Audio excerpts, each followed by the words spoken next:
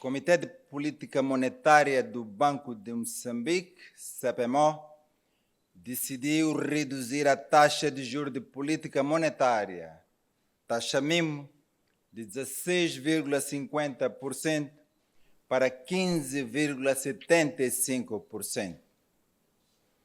Esta decisão é sustentada pela consolidação das perspectivas de inflação em um dígito no médio prazo, num contexto em que a avaliação dos riscos e incertezas associadas às projeções continua favorável.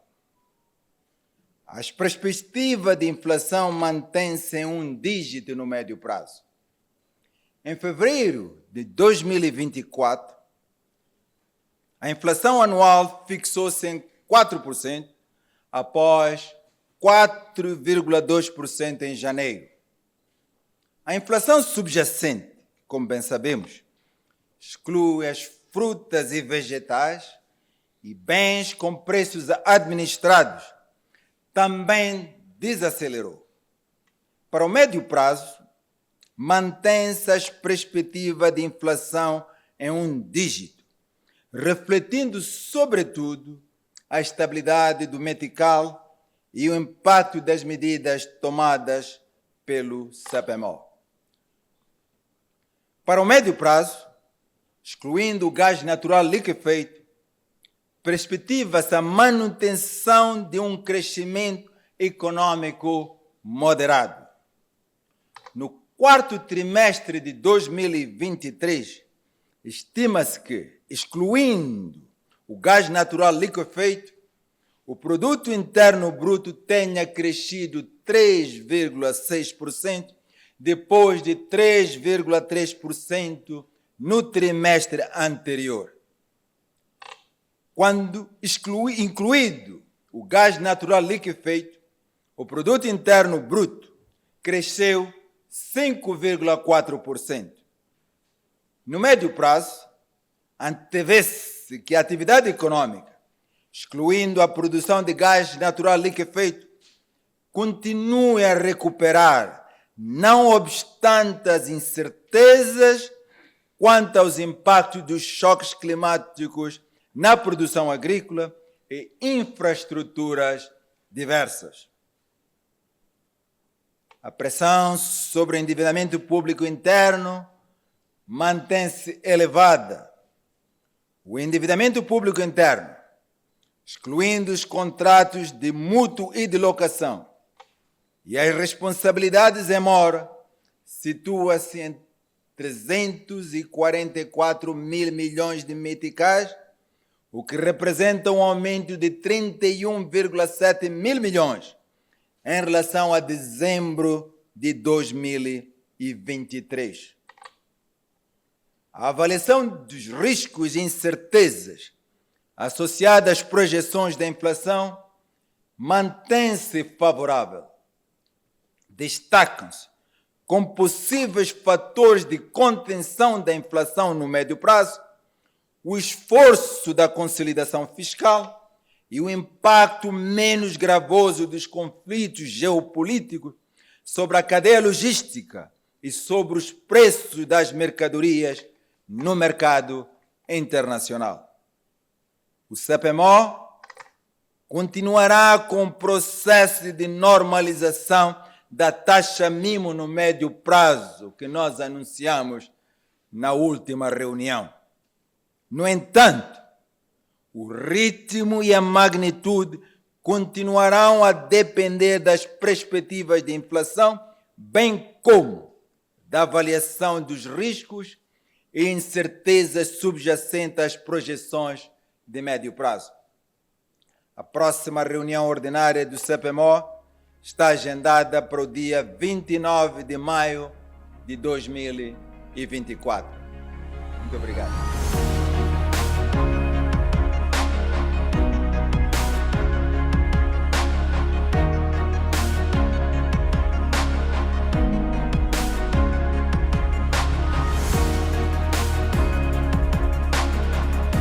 Nós temos acompanhado diariamente as conversões.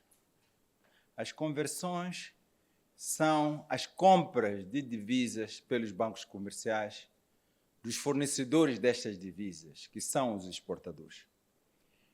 E o nível extremamente elevado, fluem normalmente, e no que nos diz respeito a nós, do ponto de vista de disponibilidade de divisas, a banca, que acompanhamos diariamente, não vemos nenhuma razão dessa escassez relativa. Olhando para o ano passado, olhando para 2 anos atrás, o mercado continua com um nível extremamente elevado de conversões, o que é uma boa notícia. Os exportadores, voluntariamente, sem ser forçados pelo regulador, sabem que nós podíamos até impor uma cota para a conversão. Dizer, bem, para cada dólar exportado, o exportador é obrigado a converter tanto em meticais. Houve um momento que fizemos, mesmo na minha gestão como governador. Recorda-se, há um momento que impusemos até 50%, quando as coisas são... Avaliamos, e não vimos nenhuma necessidade, porque estas conversões estão a acontecer normalmente e não há necessidade para o regulador impor de uma maneira administrativa. Então, são boas notícias. Agora, há também um exercício interno dentro das instituições bancárias, de como fazem essa priorização das importações, de todo um ciclo. Até que ponto? Isto é interno, é o negócio do banco. Há vários importadores, são clientes, nós encorajamos sempre a banca, há bancos e há clientes. Os clientes, quando acham que certos serviços não são dados por uma instituição particular, têm que procurar numa outra instituição. Não se amarrem sempre à mesma instituição. Muitas vezes o problema é, se aquele banco não tem divisas, quer dizer que todo o sistema não tem divisas. Não é essa a situação. E é bom ser cliente, quando estamos no negócio de importações, termos mais de um banco na nossa atividade. Porque se aquele banco não tem uma opção. O banco pode ir para o mercado interbancário de câmbio e procurar pedir empréstimo a outras instituições. Outra forma é buscar diretamente essas divisas diretamente nas outras instituições. Então é isso que eu digo. Resumindo, não vemos na nossa monitoria diária nenhum problema de disponibilidade de divisas por parte de exportadores ao sistema bancário. Está a fluir normalmente. O resto é parte da gestão do negócio do banco pelas instituições bancárias. É somente isso que eu quero dizer sobre esse ponto. Quando as coisas estão mal no sistema, o mercado informal vira um mercado. Não é isso? Não é aqui o caso. Em todos os países do mundo há sempre uma forma de informalidade, ligado ou não querem pagar impostos, ou simplesmente não querem que certas transações são registradas e vão ao mercado informal. Pode até ser ligado a todo tipo de ilegalidade. Mas daquilo que nós avaliamos, da informação que temos hoje, esse mercado informal é praticamente irrisório no nosso país. Não é aquele que eu chamaria um mercado a determinar o que acontece em termos de volumes. Não é significante. É isso que eu queria dizer. O mercado formal flui. Só para dar tranquilidade a todos aqui. O banco não está a interferir no mercado cambial. Nós podíamos interferir vendendo para determinar o curso da taxa de câmbio, de uma certa maneira, comprando também com o objetivo de determinar o curso, a trajetória da taxa de câmbio, ou por simplesmente numa situação que achamos que há uma escassez aguda. E quando é assim, ela se reflete na taxa de câmbio. Já tivemos situações de volatilidades extremas na taxa de câmbio. O regulador, a autoridade monetária, Banco de Moçambique, interveio, em alguns casos com valores massivos, mas neste momento não vemos. A taxa de câmbio é relativamente estável. E isso é um ganho enorme para o nosso país. É um ganho enorme. É confiança. Essa estabilidade cambial não é artificial. Ela reflete confiança e é um bem público, porque quando temos estabilidade cambial, devido à natureza do nosso país, em que somos ainda um grande importador, isso também tem um impacto na nossa inflação. Então, a trajetória da inflação, ela também é impactada de uma certa maneira, ou mesmo de uma maneira não insignificante, pela taxa de câmbio. Então, é importante termos isso. Mas também temos tranquilidade. Então, resumindo de novo, na nossa avaliação, o mercado chamado informal, paralelo, black market, como chamam em algumas partes, não é relevante no nosso país. Dívida pública, riscos associados à dívida pública. Claro, não é por casualidade que nós alertamos, porque riscos são riscos. Se o tomador desta dívida tiver dificuldades a honrar esses compromissos, por razões de caixa ou por razões de solvência, são problemas. Não é o caso, mas já vimos países na região e fora em que, a um momento, o tomador de crédito, que pode ser o Estado ou qualquer, está com problemas. E quando há problemas do tomador, o Estado, é o caso do Estado. Então, se o que empresta não consegue recuperar o seu dinheiro, porque o tomador de crédito não tem capacidade de honrar esses compromissos, aí vamos ter um problema no sistema. Não é só um problema fiscal. O problema fiscal vira um problema financeiro. E temos alertado isso regularmente também nos nossos relatórios de estabilidade financeira, onde começamos a conectar essas coisas, estabilidade financeira, estabilidade monetária. Agora, pergunta, que conselhos damos aqui? Sabe, o banco tem uma relação privilegiada com o governo. A relação privilegiada no sentido que somos um conselheiro de confiança. Então, o conselheiro de confiança não tem que andar ao público a dizer que nós aconselhamos aquilo ali. O que nós estamos a refletir nos nossos comunicados são fatos objetivos, que é este. Claro que conversamos, damos os nossos conselhos. A questão da dívida não é uma questão assim tão trivial da solução, porque ela depende de duas coisas, do numerador e do denominador. É sempre a economia tem que crescer.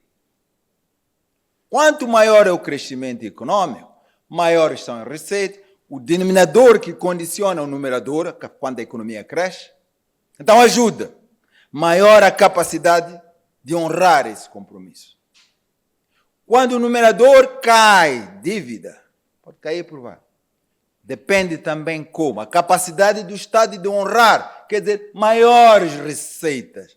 Então, isso está ligado ao que nós chamamos muito o esforço de consolidação fiscal, aumentando a receita, controlando as despesas.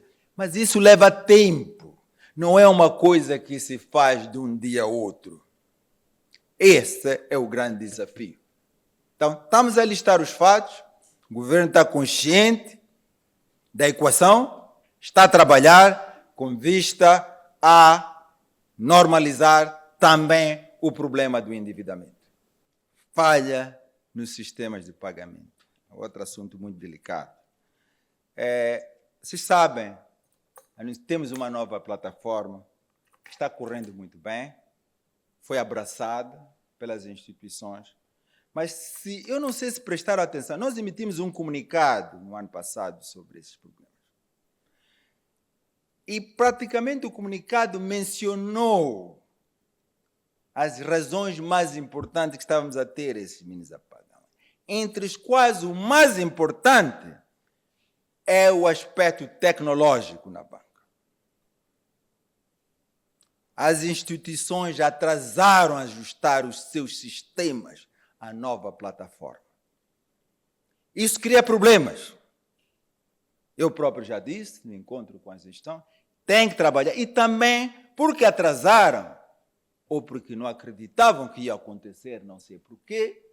A verdade é que essas instituições, tenham clareza, não são todas.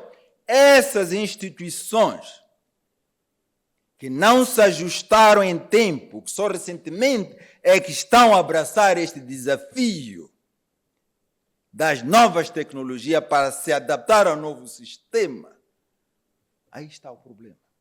Competem a elas explicar aos seus clientes o porquê. Não compete a nós dizer que aquela instituição. Mas tem muito a ver com isso. Tenham consciência disso. Essa nova plataforma, seja os PIE, ATMs, são antiquadas. Não sei de que século. POS são não sei de que século. Essa nova tecnologia já não se comunica bem com esse tipo. Está a dar um exemplo. Então, são essa substituição, que também custa dinheiro aos bancos, vão ter que substituir. Tudo isso, comprar, substituir a infraestrutura, adequar a o que nós achamos que são os novos padrões do sistema de pagamento. Mas anunciamos, houve um comunicado, vocês próprios refletiram na imprensa isso. Foi bem difuso. Vão lá, tem a resposta de tudo. Porque emitimos esse comunicado porque era uma questão que foi levantada pela sociedade e pelos jornalistas. E achamos que a melhor maneira era emitir um comunicado, não responder a um ou dois jornalistas, para que todos tivessem. Então, os que não se recordam vão, se precisam, podemos mandar o comunicado. Aí está tudo lá, o que está escrito. A autoridade, nós podemos reduzir taxa de juros, mas para ali. O mercado depois tem que reagir para isso. Seja em termos de disponibilizar mais crédito, seja em termos de tomar mais crédito, seja em termos de avaliar isso. O que compete a nós neste momento é assegurar que vamos ter uma consolidação da taxa mínima em direção a uma taxa mínima no médio prazo próximo de um dígito para esses valores, e o resto compete ao sistema ajustar. Já passamos daquela fase em que o banco diz dá crédito daquele, dá crédito daquele. Compete às instituições reavaliar os seus clientes, os que estão a pedir crédito, a essas novas taxas. Também tem clientes que já são tomadores de crédito. Quando as taxas de juros baixam, ajudam. A capacidade, a pressão sobre a dívida se reduz, cria mais espaço para fazer outras coisas, porque os pagamentos são menores. Então, só por isso, tem um impacto primeiro sobre a carteira dos que já têm a dívida com o sistema. Pagam menos juros. Se pagam menos juros, tem maior disponibilidade de caixa. Depois tem outro impacto, porque as taxas de juros caíram, os que com um alto nível, maior nível de taxa de juros, não tinham capacidade de endividamento, começam a ter essa. Compete ao banco avaliar essas coisas todas. Claro que tudo isso também vai ajudar no que chamamos nós, na carteira de crédito que é comprometida, daqueles que têm dificuldades a fazer pagamentos por taxa de juros e outros. Mas aí, em suma, achamos que vai também ajudar a ativar a economia. A atividade econômica vai beneficiar de um sistema com menores taxas de juros. Então, esse que motivou a outra. E outros fatores, mas essencialmente, essa que é a motivação. É recente, não pode ser rapidamente visível nas estatísticas, é o que chama em inglês time lag, leva um tempo. Mas, no geral, é positivo e achamos nós que foi bem recebido pelos tomadores de crédito. Ainda somos uma sociedade que empresas, famílias, são essencialmente devedoras. Então, isso são boas notícias, mesmo para aqueles que estão endividados. Muito obrigado.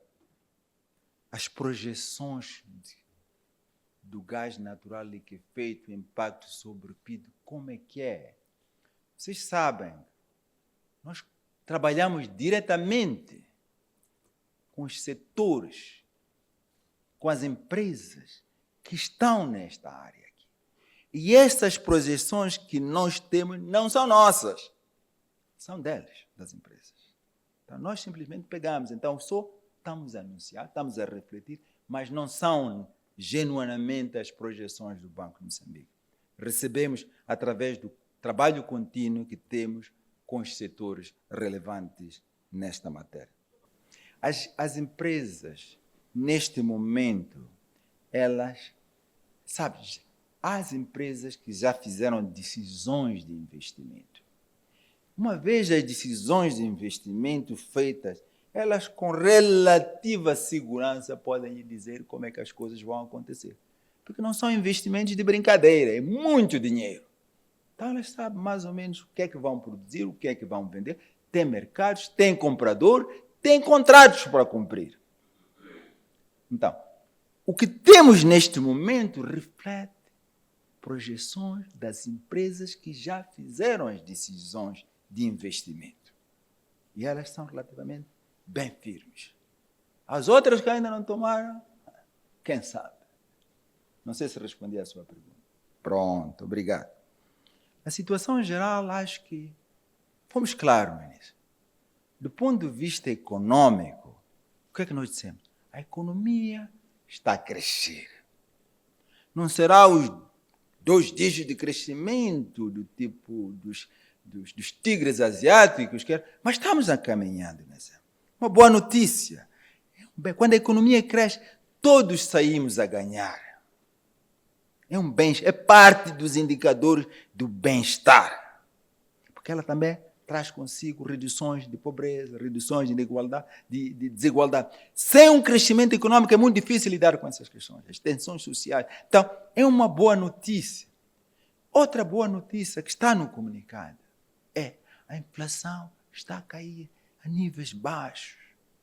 A níveis baixos, mesmo comparado com os nossos vizinhos, comparado ao mundo, é também uma boa notícia. Inflação baixa quer dizer o quê? Maior poder de compra dos cidadãos. O stress de não saber se os preços amanhã vão ser aqueles. Não, a maior previsibilidade dos preços. Dissemos, a nossa taxa de câmbio, que já está embutida nas projeções de câmbio, tem sido estável, já dissemos, é um bem público. Uma outra boa notícia. Não falamos aqui, temos reservas abundantes neste momento. Ao redor de 5 meses de importação. O país está bem, em termos da sua capacidade de honrar os seus compromissos com o exterior. Eu diria mais, o nosso sistema de pagamento, que aqui estão a criticar, está a andar muito bem. Há esses mini-apagão, é um processo de transição do novo modelo para outro, mas vai se resolver. Os bancos têm que correr, porque nem todos os bancos têm esse problema, vocês sabem. E os que têm, se não se ajustam, vão perder clientes. E sabem disso. Então, também estamos bem. Falamos também que no meio dessas boas notícias, temos desafios. Desafios estão ligados à dívida, que precisam de ser acautelados, não podem ser acautelados de um dia ao outro, requerem reforma, requerem aumento de receita, requerem um maior crescimento econômico. Então, tudo isso, é isso que o comunicado se refere. Não escreveu na primeira, a economia moçambicana também, mas, no fundo, todos esses blocos refletem isso. Eleições de incertezas. Não dissemos explicitamente, mas no passado até, nos nossos comunicados, nós nos refletíamos isso diretamente. Mas nós já acautelamos. Acho que vocês também já acautelaram, né? Quando se analisa o panorama, nós não somos analistas políticos, nos aconselhamos dos analistas políticos, e é relativamente previsível o processo. Tivemos as eleições autárquicas, agora as eleições cá, os partidos estão se organizando para a campanha, temos isso embutido nas nossas projeções. Por enquanto, incluímos o fator eleições nas nossas projeções, os ajustes necessários já estão também no baseline cenário. Viram? Não falamos porque está a acontecer. Na realidade, a campanha já começou. Então está lá. E se está lá, nós seríamos ingênuos não incluir nas nossas projeções. Então, não é um fator de risco para nós. Já está lá. Quando anunciamos essa trajetória de consolidação, de harmonização, tínhamos também em mente isso. E parte também do exercício de termos esperado um pouco a iniciar esse novo ciclo de relaxamento era para entender melhor certos fatores. Se eram fatores de risco, se eram já coisas que estavam acontecendo. Porque se está a acontecer, já não é fator de risco. Está lá. Então, as lições também estão nas nossas projetos. O que nós chamamos de cenário base. Está dentro disso. Proíndicos. Para nós, eu acho que para todos, tem que ver isto como uma grande notícia para o país. Conseguimos reduzir essa dívida comercial, importante, comercial. Foi-nos perdoado pela Credit Suisse e UBS, United Banks of Switzerland. A dívida foi perdoada. Mas, nesse processo, eles não eram os únicos credores. Haviam outros pequeninos aí que exigiam pagamentos em dinheiro. Para fecharmos, porque era uma coisa simples. Então, ficou razoável esse tipo de processo. Uma parte viram, usamos, não vou esconder, usamos as nossas reservas para pagar esses pequenos credores. Foi parte de um acordo que tivemos. As nossas reservas, posso vos dizer já, foi mais ou menos uns 46 ou 45 milhões de dólares que acabamos usando para isso. Acho que valeu a pena, era importante, aí sai disso. E uma parte foi claramente, e essa dívida que vocês referem, vocês sabem qual é. Não é nem com a Credit Suisse e UBS, era com os nossos bancos. Mozabanco, UBA, BCI. Era com o sistema bancário, que claramente não estava em condições de perdoar a dívida. Porque perdoar no sistema bancário quer dizer o quê? Tirar esse ativo da carteira. Então, o governo fez o seu papel, fez a sua negociação, que uma parte foi perdoada. Recordam-se, não é? Os bancos perdoaram, mas não tudo. E disseram, ok, nós fizemos a nossa avaliação, podemos perdoar até tanto, e o resto fica dívida interna. Tem uma vantagem, protege as nossas divisas. Porque a partir de agora, as nossas divisas não podem ser usadas para honrar. É uma dívida de médio prazo. Então, para nós, é uma grande notícia para o país. As taxas diretoras sempre, sabe, se recordam-se há uns 5 ou 6 anos atrás.